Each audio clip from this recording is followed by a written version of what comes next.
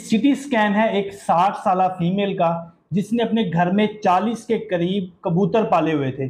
असल में हुआ क्या, ये फीमेल हमारे पास प्रेजेंट करती हैं कुछ दिन पहले वार्ड में। उनका एडमिशन होता है, सांस की बहुत ज़्यादा तंगी थी पिछले तकरीबन 1 महीने से, और पिछले 7-8 महीने से बहुत तेज़ बुखार।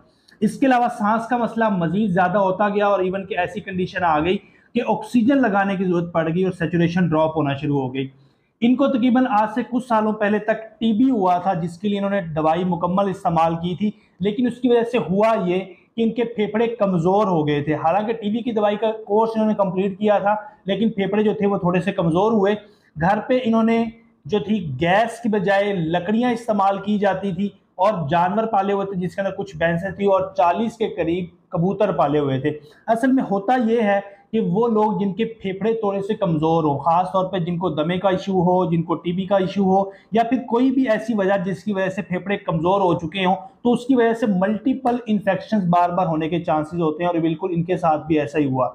1 महीने से सांस का मसला तो बहुत ज़्यादा हो रहा था, फिर इनको अचानक से मजीद ज़्यादा हुआ, जिसकी वजह से वार्ड में दाखिल हो गई। इनको फिर जब सिटी स्कैन करवाया तो पता चला कि फेफड़ों के अंदर, जैसा कि अक्सर हम देखते हैं कि कहीं पे चोट लगे हमारे जिस्म के ऊपर और चोट वो काफ़ी गहरी हो, तो उसकी वजह से वहाँ पे एक ऐसा निशान बन जाता है जहाँ पे हमें सेंसेशंस महसूस नहीं होती, जहाँ पे खून की सप्लाई नहीं होती, वो एरिया डेड हो जाता है। तो इसी तरह ही फाइब्रोसिस, उनके फेफड़ों में कुछ एरियाज के अंदर फाइब्रोसिक जो टिश्यूज थे वो बनना शुरू हो गए, और वहाँ पे ऑक्सीजन की कमी की वजह से इनको ऑक्सीजन की जरूरत होगी। मसला ये होता है कि ऐसी कंडीशन को दोबारा से रिकवर नहीं किया जा सकता।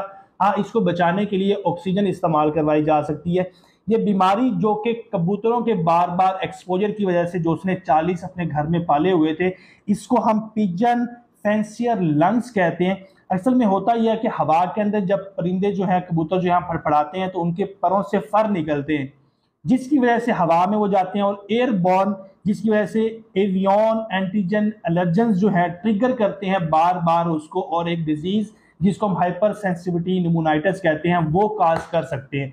असल में बहुत से ऐसे लोग जिनको दमे का इशू हो, जिनको मिट्टी से एलर्जिक हो, पोलन से एलर्जिक हो, तो उन लोगों के लिए भी मुख्तलिफ किस्म के जानवर की जो फर हो, चाहे वह कबूतर के हों, बहुत से लोगों ने घर में बिल्लियां पाली होती हैं, उनको कई सालों तक पता नहीं चलता कि असल में उनको एलर्जी हो किस चीज़ से रही है। दरअसल वो बिल्लियों के फर से हो रही होती है, या फिर तोते कबूतर वगैरह से हो रही होती है। सिर्फ उस कबूतर की वजह से, उनके एक्सपोजर के बार बार होने की वजह से फेफड़े जो थे वो मजीद डैमेज होने शुरू हो गए।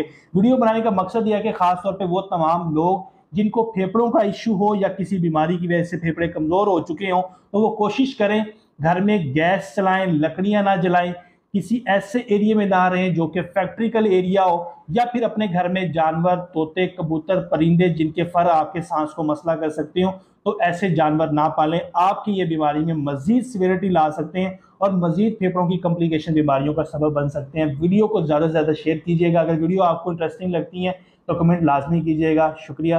अल्लाह हाफ़िज़।